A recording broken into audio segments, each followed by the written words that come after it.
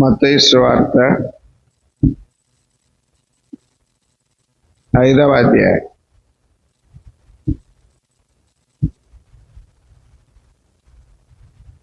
మత్తయి సువార్త 5వ అధ్యాయం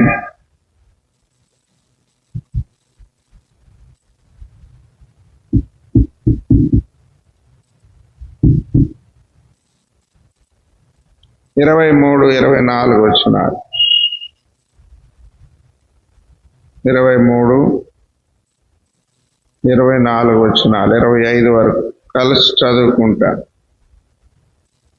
23-24,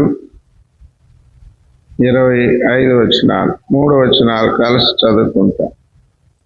కావున నీవు బలిపీఠమునొద్ద అర్పణం అర్పించుచుండగా నీ మీద నీ సహోదరునికి విరోధమైనను కలదని అక్కడ నీకు జ్ఞాపకం వచ్చిన పక్షమున అక్కడ బలిపీఠము ఎదుటనే నీ అర్పణము విడిచిపెట్టి మొదట వెళ్ళి నీ సహోదరునితో సమాధానపడు. అటు తర్వాత వచ్చి నీ అర్పణము అర్పించుము. నీ ప్రతివాదితో నీవును త్రోవలో ఉండగానే త్వరగా వానితో సమాధానపడు. లేని ఎడల ఒకవేళ నీ ప్రతివాది నిన్ను న్యాయాధిపతికి అప్పగించును, న్యాయాధిపతి నిన్ను బంట్రోతుకు అప్పగించును, అంతట నీవు చెరసాలలో వేయబడదువు. దేవుడు వాక్య భాగమును మన కొరకు దీవించి మనతో మాట్లాడుగాక.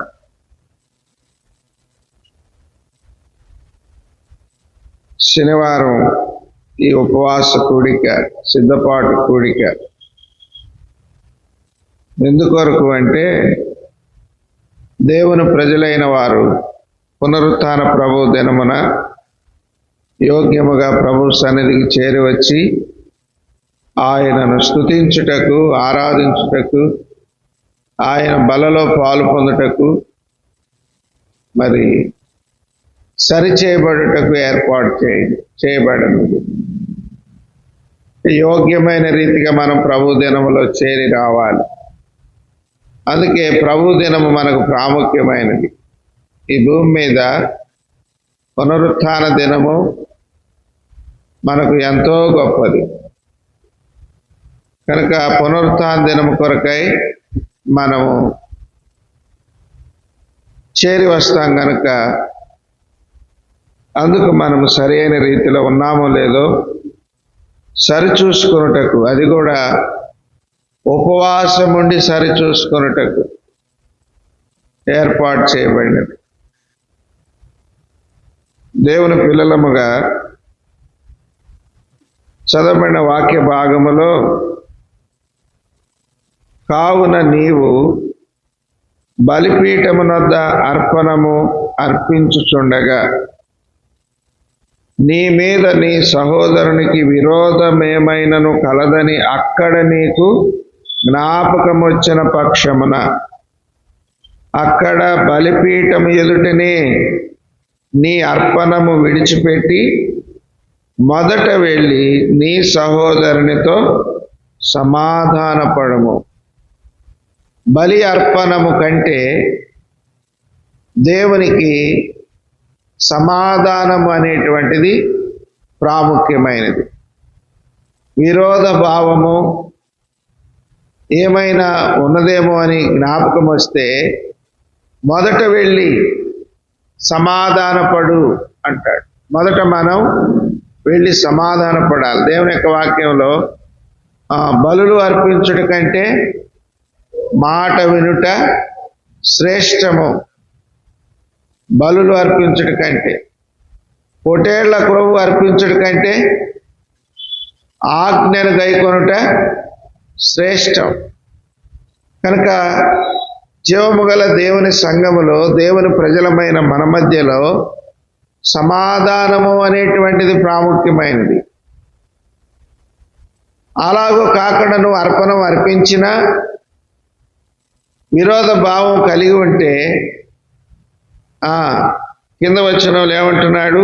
నీ ప్రతివాదితో నీవు త్రోవలో ఉండగానే త్వరగా వానితో సమాధానపడము, లేని ఎడల ఒకవేళ నీ ప్రతివాది నిన్ను న్యాయాధిపతికి అప్పగించును, న్యాయాధిపతి నిన్ను బంట్రోతుకు అప్పగించును. అంతట నీవు అర్పణం అర్పించాడులే, ఆయన మీద నాకు ఎన్ని చెప్తే ఏమి, నేను ఆయనను అంగీకరిస్తున్నాను అనడు. సరసల్లో వేయిస్తాడు. అయ్యా నీకు అర్పణం అర్పించాను అంటే చల్లదు. కనుక మనము మొదట చేయవలసిన పని మనం చేయాలి. అర్పణము కంటే మొదట మనం చేయవలసిన పని ఏంటంటే సమాధానపడాలి. దేవుని యొక్క వాక్యంలో ఒక 2-3 మాటలు చూసుకొని ప్రార్థనలో ప్రవేశిస్తాం. దయచేసి చూడండి, 6వ అధ్యాయం 15వ వచనం. 6వ అధ్యాయం 15వ వచనం. క్షమింపకపోయిన ఎడల మీ తండ్రియు మీ అపరాధములను క్షమింపడు. క్షమాపణ మనస్సు అనేటువంటిది మనం కలిగి ఉండాలి. క్షమాపణ మనస్సు. మొదట వెళ్ళి క్షమించాలి. నాకు నువ్వు అర్పణము కాదు అర్పించేది, మొదట నీ సహోదరునితో నువ్వు సమాధానపడు, ఆ తర్వాత వచ్చి నాకు అర్పణం అర్పించు. లేకపోతే అతడు నిన్ను న్యాయాధిపతికి అప్పగిస్తాడు. రండి మరొక మాట చదవండి. 18వ అధ్యాయం మత్తయి సువార్త 18వ అధ్యాయం 15వ వచనం. మరియు నీ సహోదరుడు నీ ఎడల తప్పిదము చేసిన పక్షమున నీవు పోయి నీవును అతను ఒంటరిగా ఉన్నప్పుడు అతన్ని గద్దించుము. అతడు నీ మాట విని ఎడల నీ సహోదరుని సంపాదించుకుంటివి. నీ సహోదరుని సంపాదించుకుంటివి.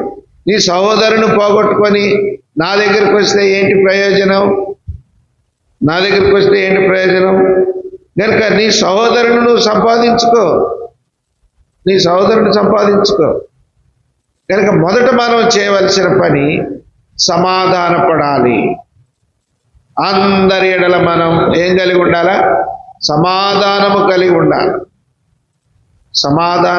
ఉండాలి. అప్పుడే మనము ఆయన సన్నిధానమునకు పునరుత్థాన దినమున సాగిలపడి ఆరాధించుటకును, అప్పుడే ఆయన బలలో పాలు పొందుటకును మనము యోగ్యులముగా ఉంటాం. లేకపోతే ఆయన బల్ల మనల్ని తప్పించదు సుమా. మనల్ని మన విరోధి న్యాయాధిపతికి అప్పగిస్తాడు. న్యాయాధిపతి బంట్రోతుకి అప్పగిస్తాడు. బంట్రోతు తీసుకెళ్ళి మనల్ని చెరసాల్లో వేస్తాడు. అందుకనే మనము మొదట సమాధానపడాలి. కనుక సమాధానము అనేటువంటిది మనకెంతో ప్రాముఖ్యమైనటువంటిది. కనుక సరిచేసుకొనుట అని ఒకరితో ఒకరం ప్రభువా అటువంటి సమాధానము కలిగి నేను నీ సన్నిధిని చేరవచ్చుటకు సహాయం చేయి. ఎవరితోనైనా విరోధ భావం ఉంటే దాన్ని క్షమించుకునేటువంటి మనస్సు కలిగిన వారమై దాని కొరకు అప్పుడే మనము యోగ్యముగా బలలో పాలు పొందగలం. అప్పుడే సరి అయిన సిద్ధపాటు కలిగిన వారం. మరొక మాట చదవండి, మార్కు సువార్త 11వ అధ్యాయం 25వ వచనం. మార్కు సువార్త 11వ అధ్యాయం 25వ వచనం. మీకు ఒకరి మీద విరోధం ఏమైనా కలిగిన ఎడల మీరు నిలువబడి ప్రార్థన చేయనప్పుడు ఎలను వారిని క్షమించుడి. అప్పుడు పరలోకమందున్న మీ తండ్రియు మీ పాపములు క్షమించును. వారిని క్షమించుడి. సమాధానము గలవారమై ఒకరి యందు ఒకరము క్షమాపణ గలవారమై ఒకరి యందు ఒకరం ప్రేమ అనురాగము గలవారమై ఎవరితోనైనా సమాధానము కోల్పోయి ఉన్నామా? మొదట వెళ్ళి సమాధానపడు. రండి, దేవుని యొక్క వాక్యంలో మరొక మాట మనం చదువుకుంటాం. చూడండి,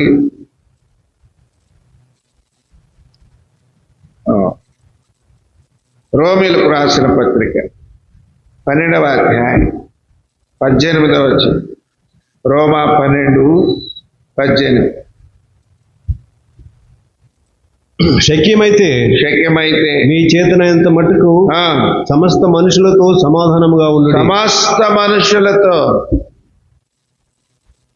అది అందుకనే పరలోకం నుండి భూలోకానికి దిగి వచ్చిన ప్రభువైన యేసుక్రీస్తు వారు ఏమని రాయబడింది? యెషయా గ్రంథం 9:6లో ఆశ్చర్యకరుడు, ఆలోచనకర్త, బలవంతుడైన దేవుడు, నిత్యుడగు తండ్రి, సమాధానకర్తయగు అధిపతి.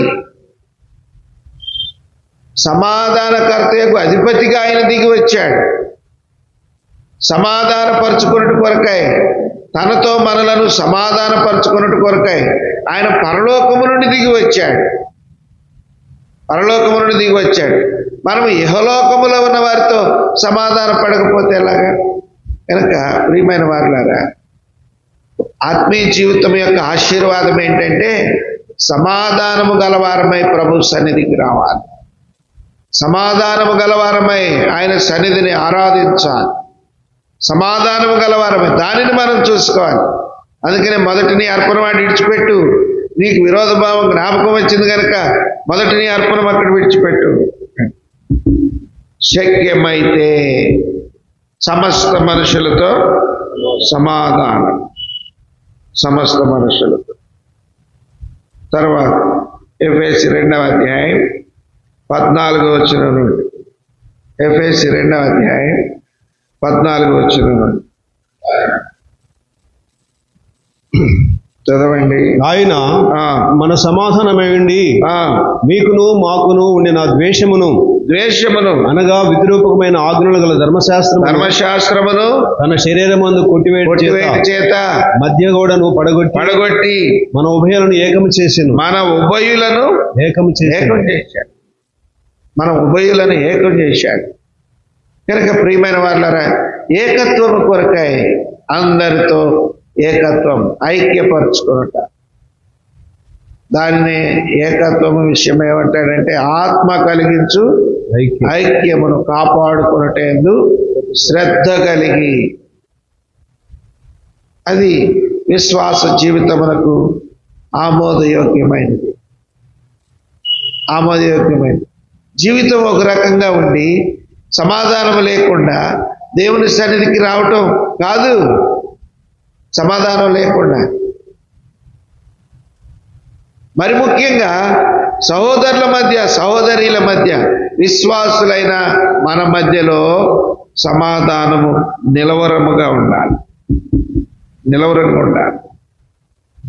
అందుకనే తనతో మనలను సమాధానపరుచుకున్నాడు. మద్యపు గోడను అడగొట్టి సమాధానపరిచాడు. కనుక మొదట నీ అర్పణం అక్కడ విడిచిపెట్టు, వెళ్ళి సమాధానపడు. విరోధముతో ఎవరితోనైనా, ఇంటిలో, కుటుంబములో ఎవరితోనైనా విరోధ భావం, సంఘములో పరిశుద్ధులతో ఎవరితోనైనా ఒకరి యందు ఒకరం విరోధ భావం లేని వారమై పునరుత్థాన దినమున చేరివచ్చుట కొరకైన సిద్ధపాటు. దేవుని పిల్లలమైన మనం అందరం ఐక్యత కలిగి, సమాధానము కలిగి, సంతోషము కలిగి ఆయన సన్నిధికి చేరి రావాలి. విరోధ భావం వద్దు.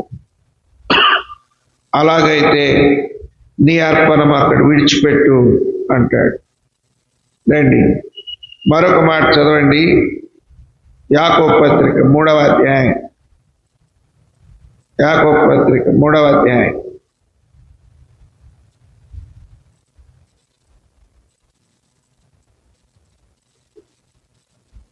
18వ వచనం. నీతి ఫలము సమాధానం చేయవారికి సమాధానమందు విత్తబడును. నీతి ఫలాలు కనుక ఇటువంటి సమాధానము, ఇటువంటి అర్పణ కాకుండా మనం దేవుని సన్నిధికి వచ్చినా మనల్ని బంట్రోతు చెరసాల్లో వేయిస్తాడు. ఎప్పటి వరకు ఉంటావు? ఇరుకులో, ఇబ్బందుల్లో, శ్రమల్లో ఎప్పటి వరకు ఉంటావు? కడపటి కాసు చెల్లించే వరకు అంటాడు. కడపటి కాసు చెల్లించే వరకు. ఎవరితోనైతే నీకు సమాధానం కోల్పోయావో ఆ వ్యక్తితో సమాధాన పడే వరకు. రండి చదవండి మరలా.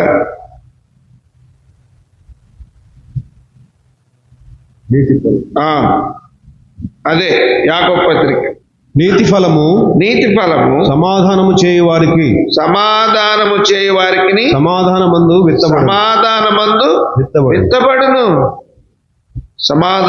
విత్తబడును.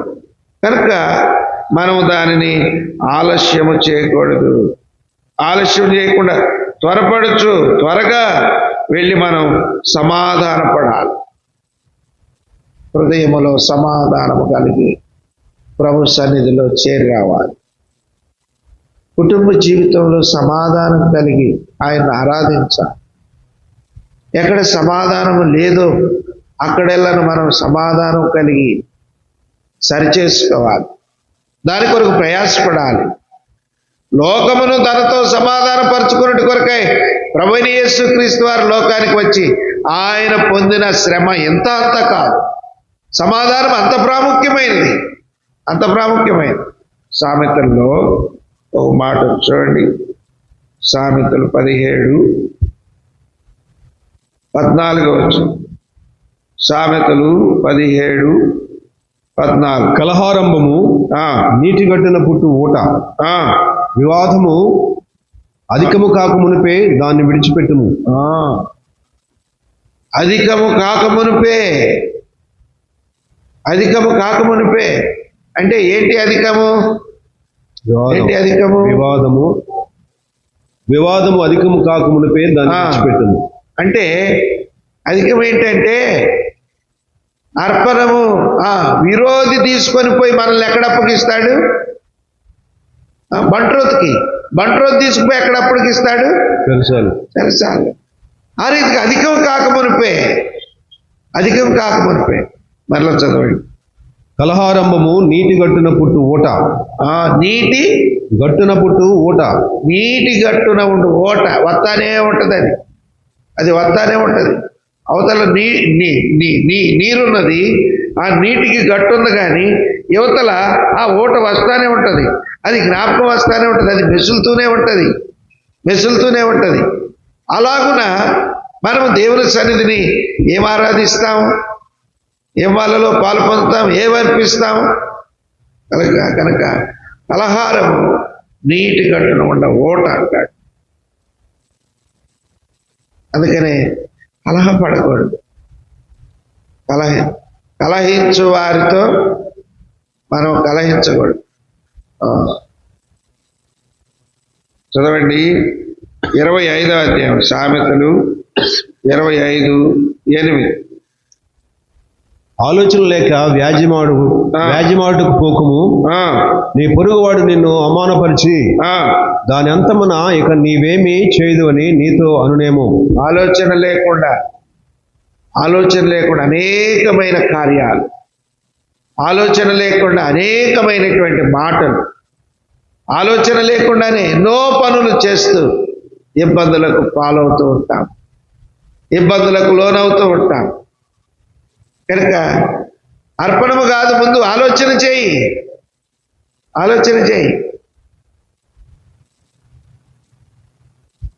నీటి గట్టును ఊట వలె అది నీలో మిసులుతూ ఉంది. మాటికి అది గుర్తొస్తూ ఉంటుంది. ఆలోచన చేయి. కనుక మొదట నీ అర్పణ విడిచిపెట్టి సమాధానపడు. ఒక మాట చూడండి, లూకాసు సువార్త 12వ అధ్యాయం 58 వాదించు వానితో కూడా అధికారి ఎదుకు నువ్వు వెళ్ళుచుండగా అతని చేతి నుండి తప్పించుకున్నట్టుకు త్రోవలనే ప్రయత్నము చేయము. లేదా లేదా అతడు ఒకవేళ నిన్ను న్యాయాధిపతి వద్దకు ఈడ్చుకొని పోవును, ఈడ్చుకొని పోవును, న్యాయాధిపతి నిన్ను బంట్రోతుకు అప్పగించు, బంట్రోతుకు అప్పగించును, బంట్రోతు నిన్ను చెరసాల్లో వేస్తాడు, చెరసాల్లో వేస్తాడు. కలహాకారణము, కలహము, సమాధానము లేని స్థితి. దేవుని సన్నిధిలో మనము పశ్చాత్తాపడుటకు యోగ్యులమే కానీ ఆరాధించుటకును బలలో పాలు పొందుటకును అర్పించుకున్నటకు యోగ్యులము కాము. సమాధానం లేకుండా మన ఇవి కూడా అంగీకరించాడు, మన అర్పణం ఆయన అంగీకరించాడు. కనుక సమాధానము మన హృదయాలు ఏలుతూ ఉండాలి, మన హృదయాల్లో సమాధానం ఉండాలి. అందుకని మనం సమాధానంగా ఉండాలా, సంఘములో సమాధానం కొరకు కూడా మనం పాటుపడాలి, ప్రయాసపడాలి. ఆయనకు సమాధానం లేక ఆయనకి ఏదో పరలోక రాజ్యంలో గలిబిలు ఉండి భూలోకానికి రాలే. పరలోక రాజ్యంలో ఆయన సంతోషంతో ఉన్నాడు, తండ్రితో ఉన్నాడు, సింహాసనం, అధికారం, సమస్త వైభవం ఉంది. కానీ లోకములో పాడైపోయిన, చెడిపోయిన, దూరస్తులైన వారితో సమాధానం నాకు కావాలి. వారిని నాతో సమాధానపరుచుకుంటా,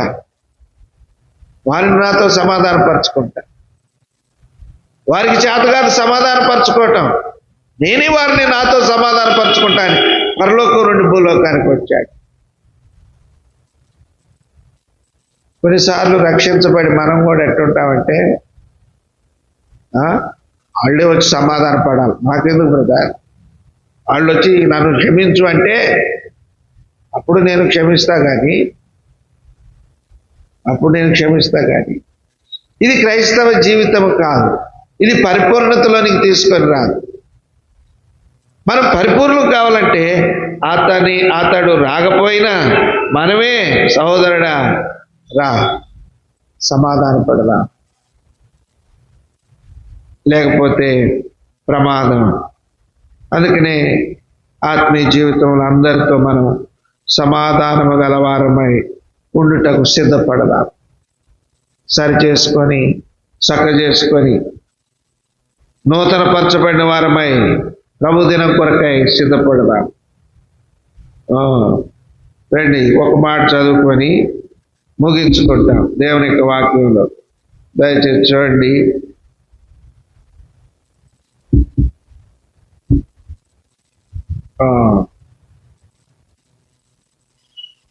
పన్నెండవ అధ్యాయం, మత్తయి సువార్త 12:34-35.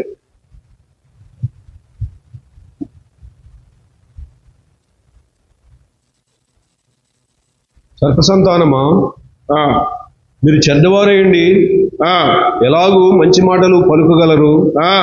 హృదయమందు నిండిన దాన్ని బట్టి నోరు మాట్లాడును కదా. కనుక ప్రభు హృదయం ఎరిగిన వాడు. ఎట్లు చెడ్డవారు, పైకి బాగానే ఉన్నాం, ప్రభు దినం చక్కగా రెడీ అయ్యి వచ్చాం, ఆరాధించాలని ఆశతో వచ్చాం, బలలో పాలు పొందాలని త్వరపడుతూ వచ్చాం, మనకు కలిగింది కూడా ఆయనకి ఇవ్వాలని కూడా వెనకదీయకుండా వచ్చాం. అయితే ప్రభు అంటాడు, ఏమంటాడు చదవండి. సర్పసంతానమా, ముందు ఇందాక చదువుకున్నాను, మీరు చెడ్డవారేయండి, ఎలాగూ మంచి మాటలు పలుకగలరు. ఎలాగూ మంచి మాటలు పలుకగలరు. హృదయమందు ఉప్పు నీటి బావిలో నుండి ఏ నీళ్లు రావు? మంచినీళ్ళు రావు, ఉప్పు నీరే వస్తుంది. కలహం పెట్టుకొని సమాధానం లేకుండా, సంతోషం లేకుండా నా దగ్గరకు వచ్చి నాకేం అర్పణ అర్పిస్తావు, నన్నేమని ఆరాధిస్తావు?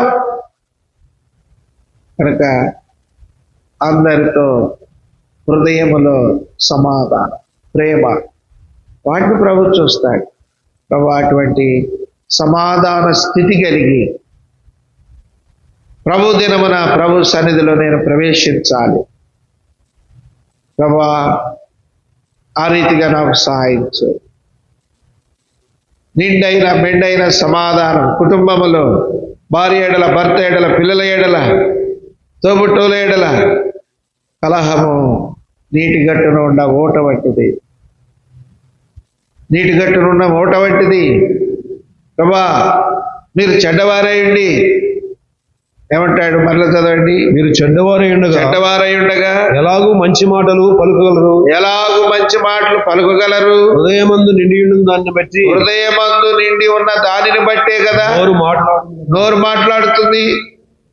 నోరు మాట్లాడుతుంది. కనుక ఎక్కడ సమాధానము లేని వారమై సిద్ధపడదాం. ఏంటి సిద్ధపాటు కూడిక? అందరితో సమాధానం, శక్యమైతే అందరితో సమాధానం కలిగి ఉన్నాయి. ఆ రీతిగా ఒకరి యందు ఒకరు ప్రేమ ఐక్యత కొరకై, సమాధానం కొరకై మనము సిద్ధపడదాం. ప్రభువా నాకు సాయం చేయి అని జ్ఞాపకం చేసుకో. సమాధాన స్థితి కలిగి నీ సన్నిధిని చేరి ఆరాధించినట్లుగా అట్లు నన్ను సిద్ధపరచు. అందరితో సమాధానం కలిగి ఉండటానికి నాకు సాయం చేయి. ప్రభు సహాయపడతాడు, ప్రభు కనికరిస్తాడు. దైవజనుడు ఒక మాట అనేవాడు. ఏ మాట అంటే, ఏదైనా భారమైన పరిచర్యో నిర్మాణమో మీటింగో ఏదైనా మనం ఉందనుకో, మీరు పేదోళ్ళే, మనం పేదోళ్ళమే, మనం ఏం చేసుకోలేం, మనం పేదోళ్ళం, మన వల్ల కాదు ఇది. ప్రార్థన చేస్తే మన దేవుడు పేదవాడు కాడు, ఆయన సహాయం చేస్తాడు. ఏదో ఒక రీతిగా ఏదో ఒక వ్యక్తిని లేపుకొని ఆశ్చర్యకరంగా సహాయపడతాడు. ప్రార్థన చేయి. కొన్నిసార్లు కొంతమందితో సమాధాన పడలేం, చేత కాదు. ఒకసారి మేము కేతనకొండలో సేవ చేస్తున్నప్పుడు నిండు వృద్ధుడు ఆయనకి 70 ఏళ్ళ పైబడే ఉంటాయి. 70 ఏళ్ళ పైబడి ఇట్లనే ఆరాధన ఆదివారం ఆరాధన సమయం వాక్యం చెప్పడం అయిపోయాక బల్లలో పాలు పొందలేదు. ఆయన బల్లలో పాలు పొందలేదు. ఆపరనే ఉన్నాడు. ఒక్కోసారి ఓపికగా ఉన్నప్పుడు బల్ల ఇటాకి కూడా లేచేవాడు. లేవను కూడా లేవను. తర్వాత నేను అంతా అయిపోయాక అడిగా, యశోబ్ గారు ఏంటి బల్లలో పాలు పొందలేదు అని చెప్పేసి అడిగితే ఆయన అన్నాడు, అన్నా దేవుడు నాతో మాట్లాడాడు, అందుకే నేను బల్లలో పాలు పొందలేదు అన్నాడు. అప్పుడు నేను అన్నాను, ఏం మాట్లాడాడో చెప్పన్నా, ఏం మాట్లాడాడో చెప్పు, అది నేను తర్వాత చెబుతాలే అన్నాడు. తర్వాత చెప్పేదేంటి, చెప్పకూడదా, అందరూ వెళ్ళిపోయారు, నేనేగా ఉంది. ఏం మాట్లాడాడో చెప్పాను. అన్నా నాకు నా మరదలతో సమాధానం లేదు, అందుకే నేను బల్లలో పాలు పొందలేదు అన్నాడు. ఎక్కడ ఉంటుంది ఆమె అన్నా. ఆమె నందిగామలో ఉంటుందన్నా అన్నాడు. నందిగామలో ఉంటుంది. మరి ఇప్పుడు ఎట్టేవి లేదు, నేను ఇప్పుడు అర్జెంటుగా బస్సు ఎక్కిపోతా, నందిగామ పోయి ఆమెతో సమాధానపడి మరుసటి వారానికన్నా సిద్ధపడతా అని చెప్పేసి ఎండాకాలం అండి ఆరాధన అయిపోయాక బస్సు ఎక్కి నందిగామ వెళ్ళిపోయాడు.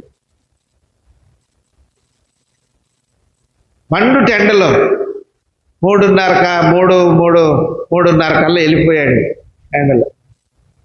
ఆమె కూడా మందిరానికి వెళ్ళి ఆరాధన ముగించుకొని మందిరానికి వెళ్ళి ఇంటికి వచ్చి గడి పెట్టుకొని లోపల ఉంది. ఇంట్లో పెద్ద కాంపౌండ్, చాలా మంచి ఇల్లు, చాలా బాగుంటుంది. కొంచెం సంపన్న స్థితి కలిగిన వాళ్ళు. వెళ్ళి ఆయన చెప్పాడు, వచ్చి వెళ్ళి గేటు బయట నుంచొని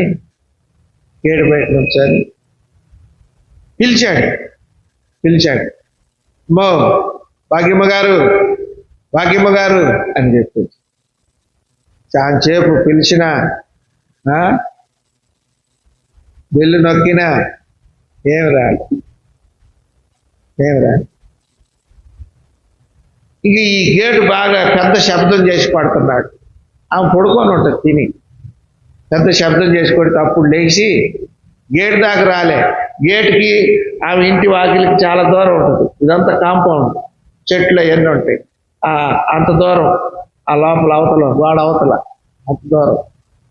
ఎవరు అని చెప్పేసి ఆడే తలుపు తీసి నుంచొని చూసింది.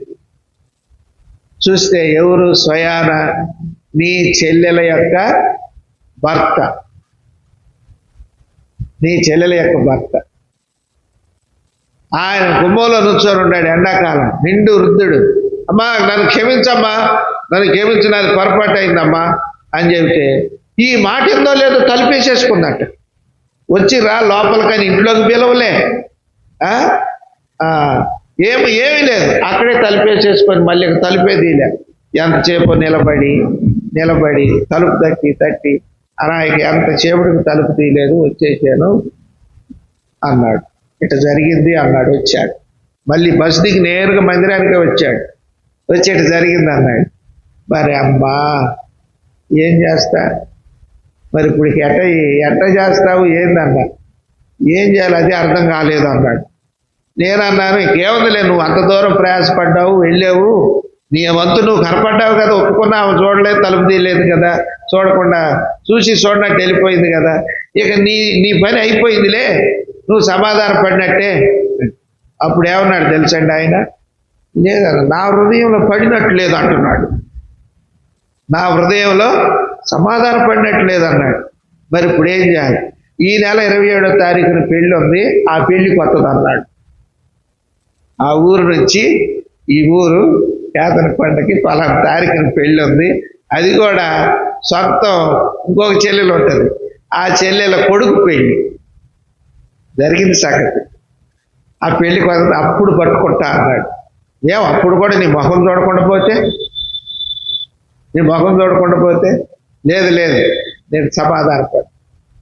అందరు భోజనాలకి కూర్చున్నారు. ఇంటోళ్ళందరూ అందరూ తిన్నాక ఎట్టో ఒక బంతిలో ఇంటోళ్ళందరూ కూర్చున్నారు.